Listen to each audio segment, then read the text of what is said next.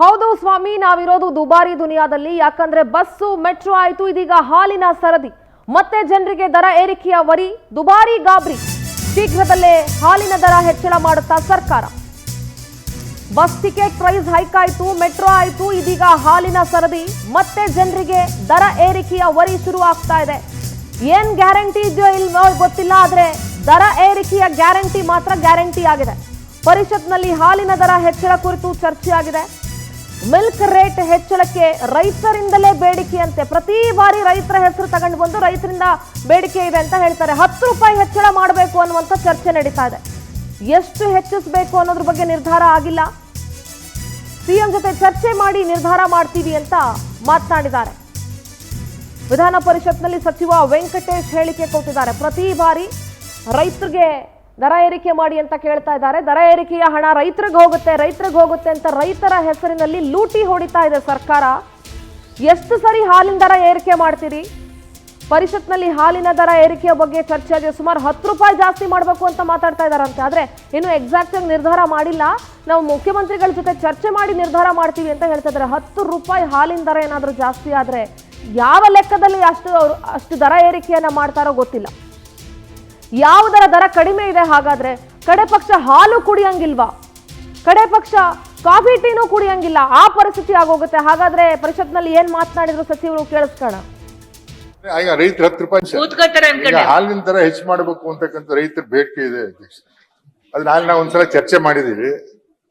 ಚರ್ಚೆ ಎಷ್ಟು ಹಾಲಿನ ದರ ಈಗ ರೈತರು 10 ರೂಪಾಯಿ ಜಾಸ್ತಿ ಮಾಡಿ ಅಂತ ಕೇಳ್ತಾ ಇದ್ದಾರೆ. ನಾವಿನ್ನೂ ತೀರ್ಮಾನ ಮಾಡಿಲ್ಲ ಎಷ್ಟು ಜಾಸ್ತಿ ಮಾಡಬೇಕು. ಅದು ನಾವು ಪ್ರಣಾಳಿಕೆಯಲ್ಲಿ ಹೇಳಿರೋದು ಸಬ್ಸಿಡಿ 2 ರೂಪಾಯಿ ಜಾಸ್ತಿ ಮಾಡ್ತೀವಿ ಅಂತ ಹೇಳಿದ್ರು. ಇದು ರೇಟ್ ಜಾಸ್ತಿ ಮಾಡ್ಬೇಕು ಅಂತ ಕೇಳ್ತಾ ಇದ್ದಾರೆ. ರೇಟ್ ಜಾಸ್ತಿ ಮಾಡ್ಬೇಕು ರೈತ ಒತ್ತಡ ಇದೆ. ಅದು ಎಷ್ಟು ಮಾಡ್ಬೇಕು ಅಂತ ತೀರ್ಮಾನ ಮಾಡಿ ರೇಟ್ ಅಂತ ಜಾಸ್ತಿ ಮಾಡ್ತೀವಿ ಅಂತ ಮುಖ್ಯಮಂತ್ರಿಗಳ ಜೊತೆ ಒಂದು ಸಭೆ ಮಾಡಿ ಮಾಡ್ತೀವಿ. ಈಗ ಹಾಲಿನ ದರ ಹೆಚ್ಚು ಮಾಡಬೇಕು ಅಂತಕ್ಕಂಥ ರೈತರ ಬೇಡಿಕೆ ಇದೆ ಅಧ್ಯಕ್ಷ. ಅದು ನಾವು ಒಂದ್ಸಲ ಚರ್ಚೆ ಮಾಡಿದೀವಿ. ಚರ್ಚೆ ಎಷ್ಟು ಹಾಲಿನ ದರ ಈಗ ರೈತರು 10 ರೂಪಾಯಿ ಜಾಸ್ತಿ ಮಾಡಿ ಅಂತ ಕೇಳ್ತಾ ಇದ್ದಾರೆ. ನಾವಿನ್ನೂ ತೀರ್ಮಾನ ಮಾಡಿಲ್ಲ ಎಷ್ಟು ಜಾಸ್ತಿ ಮಾಡಬೇಕು. ಅದು ನಾವು ಪ್ರಣಾಳಿಕೆಯಲ್ಲಿ ಹೇಳಿರೋದು ಸಬ್ಸಿಡಿ 2 ರೂಪಾಯಿ ಜಾಸ್ತಿ ಮಾಡ್ತೀವಿ ಅಂತ ಹೇಳಿದ್ರು. ಇದು ರೇಟ್ ಜಾಸ್ತಿ ಮಾಡ್ಬೇಕು ಅಂತ ಕೇಳ್ತಾ ಇದ್ದಾರೆ. ರೇಟ್ ಜಾಸ್ತಿ ಮಾಡ್ಬೇಕು ರೈತ ಒತ್ತಡ ಇದೆ. ಅದು ಎಷ್ಟು ಮಾಡ್ಬೇಕು ಅಂತ ತೀರ್ಮಾನ ಮಾಡಿ ರೇಟ್ ಅಂತ ಜಾಸ್ತಿ ಮಾಡ್ತೀವಿ ಅಂತ ಮುಖ್ಯಮಂತ್ರಿಗಳ ಜೊತೆ ಒಂದು ಸಭೆ ಮಾಡಿ ಮಾಡ್ತೀವಿ. ಈಗ ಹಾಲಿನ ದರ ಹೆಚ್ಚು ಮಾಡಬೇಕು ಅಂತಕ್ಕಂಥ ರೈತರ ಬೇಡಿಕೆ ಇದೆ ಅಧ್ಯಕ್ಷ. ಅದು ನಾವು ಒಂದ್ಸಲ ಚರ್ಚೆ ಮಾಡಿದೀವಿ. ಚರ್ಚೆ ಎಷ್ಟು ಹಾಲಿನ ದರ ಈಗ ರೈತರು 10 ರೂಪಾಯಿ ಜಾಸ್ತಿ ಮಾಡಿ ಅಂತ ಕೇಳ್ತಾ ಇದ್ದಾರೆ. ನಾವಿನ್ನೂ ತೀರ್ಮಾನ ಮಾಡಿಲ್ಲ ಎಷ್ಟು ಜಾಸ್ತಿ ಮಾಡಬೇಕು. ಅದು ನಾವು ಪ್ರಣಾಳಿಕೆಯಲ್ಲಿ ಹೇಳಿರೋದು ಸಬ್ಸಿಡಿ 2 ರೂಪಾಯಿ ಜಾಸ್ತಿ ಮಾಡ್ತೀವಿ ಅಂತ ಹೇಳಿದ್ರು. ಇದು ರೇಟ್ ಜಾಸ್ತಿ ಮಾಡ್ಬೇಕು ಅಂತ ಕೇಳ್ತಾ ಇದ್ದಾರೆ. ರೇಟ್ ಜಾಸ್ತಿ ಮಾಡ್ಬೇಕು ರೈತ ಒತ್ತಡ ಇದೆ. ಅದು ಎಷ್ಟು ಮಾಡ್ಬೇಕು ಅಂತ ತೀರ್ಮಾನ ಮಾಡಿ ರೇಟ್ ಅಂತ ಜಾಸ್ತಿ ಮಾಡ್ತೀವಿ ಅಂತ ಮುಖ್ಯಮಂತ್ರಿಗಳ ಜೊತೆ ಒಂದು ಸಭೆ ಮಾಡಿ ಮಾಡ್ತೀವಿ. ಈಗ ಹಾಲಿನ ದರ ಹೆಚ್ಚು ಮಾಡಬೇಕು ಅಂತಕ್ಕಂಥ ರೈತರ ಬೇಡಿಕೆ ಇದೆ ಅಧ್ಯಕ್ಷ. ಅದು ನಾವು ಒಂದ್ಸಲ ಚರ್ಚೆ ಮಾಡಿದೀವಿ. ಚರ್ಚೆ ಎಷ್ಟು ಹಾಲಿನ ದರ ಈಗ ರೈತರು 10 ರೂಪಾಯಿ ಜಾಸ್ತಿ ಮಾಡಿ ಅಂತ ಕೇಳ್ತಾ ಇದ್ದಾರೆ. ನಾವಿನ್ನೂ ತೀರ್ಮಾನ. ನಿರಂತರ ಬೆಲೆ ಏರಿಕೆಯ ಬಗ್ಗೆ ಸಾರ್ವಜನಿಕರು ಕೂಡ ತಮ್ಮ ಅಭಿಪ್ರಾಯಗಳನ್ನು ವ್ಯಕ್ತಪಡಿಸಿದ್ದಾರೆ. ಏನ್ ಹೇಳಿದ್ದಾರೆ ಕೇಳಿಸ್ಕೊಳ್ಳೋಣ. ಬೇಕಲ್ವಾ, ಇವಾಗ ಹಾಲಿನ ಬೆಲೆ ಅಂತೆಲ್ಲ ಎಲ್ಲ ಬೆಲೆ ಜಾಸ್ತಿ ಆಗಿದೆ. ಇವಾಗ ಬಾಡಿಗೆ ಕಟ್ಕೊಂಡು ಅದು ಇದು ಜೀವನ ಮಾಡೋದು ತುಂಬಾ ಕಷ್ಟ ಆಗಿದೆ. ಇನ್ನೂ ಜಾಸ್ತಿ ಆದ್ರೆ ಕಷ್ಟ, ಏನು ಮಾಡೋಕ್ಕೂ ಆಗಲ್ಲ. ಅದು ಅವ್ರು ತಿಳ್ಕೊಬೇಕಷ್ಟೇ. ನಮ್ಮ 10 ರೂಪೀಸ್ ಕೂಡ ತುಂಬ ಬಿಗ್ ಅಮೌಂಟ್ ಆಗಿರುತ್ತೆ. ಇದನ್ನೆಲ್ಲ ಇವ್ರು ಇದೇ ರೀತಿ ಮುಂದುವರಿತಾ ಹೋದ್ರೆ ತುಂಬ ಕಷ್ಟ ಆಗುತ್ತೆ. ರಜಿನಿ ಅಂತ. ಹಾಲಿನ ಬೆಲೆ ಜಾಸ್ತಿ ಮಾಡ್ತಾರೆ ಅನ್ನುವಂತಹ ಪ್ರಸ್ತಾವನೆ ಏನ್ ಹೇಳ್ತೀರಾ ಇದ್ರ ಬಗ್ಗೆ ಅಂತ? ಏನ್ ಹೇಳಿದ್ರೆ ಅವ್ರವ್ರು ಇದು ಎಲ್ಲರೂ ಕೇಳ್ಬೇಕು ಮೇಡಮ್. ಒಬ್ರಕ್ಕಿಂತ ಇದಿಲ್ಲ, ಅದು ಎಲ್ಲರೂ ಕೇಳಬೇಕು. ಒಬ್ಬರಿಂದ ಎಲ್ಲ ಸಾಧ್ಯ ಇಲ್ಲ ಕೇಳಕ್ಕೆ. ಎಲ್ಲ ಪಬ್ಲಿಕ್ ಎಲ್ಲರೂ ಸೇರಿ ಕೇಳಬೇಕು. ಆವಾಗಲೇ ಅದಕ್ಕೆ ಒಂದು ಸೊಲ್ಯೂಷನ್ ಸಿಗೋದು. ಒಬ್ಬೊಬ್ರು ಅದಲ್ಲ ಕಷ್ಟನೇ. ಕಷ್ಟ ಇದ್ರೆ ಏನಿದ್ರು ಕೇಳ್ತಾರೆ. ಕೇಳ್ದಿರ ಏನೇನು ಒಳ್ಳೇದಲ್ಲ. ಏನೋ ಒಂದ್ಸರಿ ಬಾಬು ಅಂತ ಮತ್ತೆ ಜಾಸ್ತಿ ಮಾಡೋದಕ್ಕೆ ಪ್ರಸ್ತಾವನೆ ಹೋಗಿದೆ. ಏನ್ ಹೇಳ್ತೀರಾ ಇದ್ರ ಬಗ್ಗೆ? ಕಷ್ಟ ಆಗಲ್ವಾ ಅಂತ? ಕಷ್ಟ ಆಗುತ್ತೆ ಮೇಡಮ್ ಅವರೇ. ರೈತರವರಿಗೆ ತುಂಬಾ ಇದಾಗ್ತಿದೆ ಮೇಡಮ್ ಅವರೇ. ಬೇರೆಯವರಿಗೆ ಲಾಭ ಆಗ್ತಿದೆ. ಇದು ರೈತರಿಗೆ ಅಂತೂ ಏನು ಸಿಗೋದಿಲ್ಲ, ಲಾಭ ಸಿಗೋದಿಲ್ಲ. 1 ಲೀಟ್ರಿಗೆ ರೈತರು ಮೇಡಮ್ ಅವರೇ 30 ರೂಪಾಯಿ ಕೊಡ್ತಿದ್ದಾರೆ ಹಾಲು. ಅದೇ ಇಲ್ಲಿ ಬೇಗ ತೊಗೊಳ್ಬೇಕಾದ್ರೆ ನಾವು 58 ರೂಪಾಯಿ ಕೊಟ್ಟು ತೊಗೊಬೇಕಾಗುತ್ತೆ ಮೇಡಮ್ ಅವರೇ. ಹಂಗಾಗಿ ರೈತರಿಗೆ ತುಂಬ ಕಷ್ಟ ಆಗ್ತಿದೆ. ಇದರಿಂದ ದೇಶನ ಉಳಿತಾ ಗೊತ್ತಿಲ್ಲ ಮೇಡಮ್ ಅವರೇ. ಆ ಥರ ಪರಿಸ್ಥಿತಿಗೆ ಬರ್ತಿದೆ ಮೇಡಮ್ ಅವರೇ. ಇದು ಇನ್ನಿನ್ನು ಮುಂದಕ್ಕೆ ಯಾವುದಕ್ಕೆ ರೇಟ್ ಮಾಡ್ತಾರ ಗೊತ್ತಿಲ್ಲ ಮೇಡಮ್ ಅವರೇ. ಇವತ್ತು ಹಾಲಿಗೆ ಮಾಡ್ತಾರೆ, ನಾಳೆ ಒಂದೊಂದಕ್ಕೆ ಬಸ್ಸಿಗೆ ಮಾಡಾಯ್ತು ಮೇಡಮ್ ಅವರೇ. ಬಸ್ಸಿಗೆ ಮೆಟ್ರೋ ಎಲ್ಲ ಮಾಡಾಗಿದೆ. ಬಸ್ಸಿಗೆ ಒಂದು ಸ್ಟಾಪಿಗೆ 8 ರೂಪಾಯಿ ಜಾಸ್ತಿ ಮಾಡಿದ್ದಾರೆ ಮೇಡಮ್ ಅವರೇ. ಒಂದು ಸ್ಟಾಪಿಂದ 8 ರೂಪಾಯಿ. ನಾವೀಗ ಹಾಸನಿಂದ ಬೆಂಗಳೂರು ಬರ್ಬೇಕಾದ್ರೆ ಮೇಡಮ್ ಅವರೇ 15 ರೂಪಾಯಿ ಕೊಡ್ಬೇಕು ಎಕ್ಸ್ಟ್ರಾ. ಈಗ ಅಷ್ಟು ಚಾರ್ಜ್ ಮಾಡಿದ್ದಾರೆ ಮೇಡಮ್. ಹಂಗಾಗಿ ಹಾಲಿಂದ ಸಿಕ್ಕಾಪಟ್ಟೆ ಮಾಡ್ತೀರಿ ಅಂತ ಇದಿದೆ ಮೇಡಮ್ ಅವರೇ. ಹಂಗೆ ರೈತರಿಗೆ ಏನೂ ಉಳಿತಿಲ್ಲ ಮೇಡಮ್ ಅವರೇ. ರೈತರು ಕಷ್ಟಪಡ್ತಿದ್ದಾರೆ. ರೈತರು ಕಷ್ಟಪಟ್ಟರು ಮೇಡಮ್ ಅವರೇ. ಇದು ಏನಿಲ್ಲ, ಬೇರೆಯವರಿಗೆ ನಾವು ತೊಗೊಳ್ಳೋದಾದ್ರೆ 60 ರೂಪಾಯಿ ಕೊಟ್ಟೋಗ್ಬೇಕು. ಬೇರೆ ಅವ್ರು ರೈತರು ಕೊಡೋದಾದ್ರೆ 30 ರೂಪಾಯಿ ಹಾಲು ತೊಗೊಳ್ತಾರೆ. ಅದು ಡೈರಿಗೆ ಹಾಕ್ಬೇಕು ತಂದೆಯವರು. ವಾರ ಪೇಮೆಂಟ್ ತೊಗೊಬೇಕು. ವಾರಕ್ಕೆ ಒಂದ್ಸರಿ ಪೇಮೆಂಟು, ತಿಂಗಳಿಗೆ ಒಂದು ಪೇಮೆಂಟ್ ಇದೆ. ನಾವು ಕ್ಯಾಶ್ ಕೊಟ್ಟು 58 ರೂಪಾಯಿ ಕೊಡೋದು ತೊಗೊಂಡೋಗಿ ಮೇಡಮ್ ಅವರೇ. ಮತ್ತೆ ಹಾಲಿಗೆ ಜಾಸ್ತಿ ಮಾಡಿದ್ರೆ ತುಂಬ ಕಷ್ಟ ಆಗುತ್ತೆ ಮೇಡಮ್ ಅವರೇ. ಸರ್ ನಿಮ್ಮ ಹೆಸರು? ನನ್ನ ಹೆಸರು ಆನಂದ್ ಅಂತ ಮೇಡಮ್ ಅವರೇ. ಹಾಲಿನ ಬೆಲೆ ಮತ್ತೆ ಜಾಸ್ತಿ ಆಗತ್ತೆ ಅನ್ನುವಂತಹ ಮಾತಿದೆ, ಏನ್ ಹೇಳ್ತೀರಾ? ಕಷ್ಟ ಆಗಲ್ವಾ? ಕಷ್ಟ ಆಗುತ್ತೆ, ಏನು ಮಾಡೋಕ್ಕಾಗಲ್ಲ, ತಗೋಬೇಕು. ಜೀವನ ನಡೆಸ್ಬೇಕಲ್ವಾ, ಅದರಿಂದ ಮಾಡ್ತಾರೆ. ಏನು ಮಾಡೋಕ್ಕಲ್ಲ. ಒಂದು ಕಡೆ ಹೋಗು, ಈಗ ಫ್ರೀ ಬಸ್ ಎಲ್ಲ ಬಿಟ್ಟವರಲ್ಲ, ಆ ಕಡೆ ಬಿಡ್ತಾರೆ, ಈ ಕಡೆ ತಗೊಂತಾರೆ ಅಷ್ಟೇ. ಒಂದ್ ಕಡೆ ಕೊಟ್ಟು ಒಂದ್ ಕಡೆ ಕಿತ್ಕೊಂತಾ ಇರ್ತಾರೆ. ಅನಿವಾರ್ಯ ಆದ್ರೆ ಎಷ್ಟೇ ಜಾಸ್ತಿ ಆದ್ರೂ ತಗೊಂತಾರೆ. ಈಗ 1 ಲೀಟರ್ ತಗೊಂಡ್ರೆ ಅರ್ಧ ಲೀಟರ್ ತಗೊಂತಾರೆ, ಆ ಥರ. ಓಕೆ ಮೇಡಮ್, ನಿಮ್ಮ ಹೆಸರು? ಪಾರ್ವತಿ ಅಂತ. ಎಲ್ಲ ತುಂಬ ಕಷ್ಟ ಇದೆ. 1 ಲೀಟ್ರ್ ಬಂದ್ಬಿಟ್ಟು ಇವಾಗ 28 ರೂಪಾಯಿ ಮಾಡಿದ್ದಾರೆ. ಏನು ಮಾಡೋದು, ಅದು ಅವ್ರು ತಿಳ್ಕೊಬೇಕಲ್ವಾ. ಇವಾಗ ಹಾಲಿನ ಬೆಲೆ ಅಂತೆಲ್ಲ ಎಲ್ಲ ಬೆಲೆ ಜಾಸ್ತಿ ಆಗಿದೆ.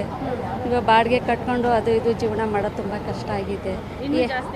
ಇನ್ನೂ ಜಾಸ್ತಿ ಆದರೆ ಕಷ್ಟ, ಏನು ಮಾಡೋಕ್ಕೂ ಆಗಲ್ಲ. ಅದು ಅವ್ರು ತಿಳ್ಕೊಬೇಕಷ್ಟೇ. ಬೆಲೆ ಜಾಸ್ತಿ ಆಗ್ತಾ ಇದೆ. ರಾಸಾಯನಿಕ ವಸ್ತುಗಳ ಬೆಲೆ ಜಾಸ್ತಿ ಆಗ್ತಾ ಇದೆ. ನಾವು ದಿನನಿತ್ಯ ರೈತಾಪಿ ವರ್ಗ ಏನು ನಾವು ಅಂಗಡಿ ವಸ್ತುಗಳನ್ನು ತಗೋಬೇಕಾದ್ರೆ ಎಣ್ಣೆ ಆಗಲಿ, ಸೋಪು ಆಗಲಿ, ಮತ್ತೊಂದಾಗಲಿ ಸಿಕ್ಕಾಪಟ್ಟೆ ತುಂಬಾ ದುಬಾರಿ ಆಗ್ತಾಯಿದೆ. ಹಾಲಿನ ಬೆಲೆನೂ ಸಹ ದುಬಾರಿ ಮಾಡಬೇಕಾಯಿತು, ಮಾಡಿದ್ದಾರೆ ಮೇಡಮ್. ಆದರೆ ರೈತರಿಗೆ ಲಾಭ ಆಗ್ತಾಯಿಲ್ಲ. ಅದೇ ಮೇಡಮ್ ನೋವು.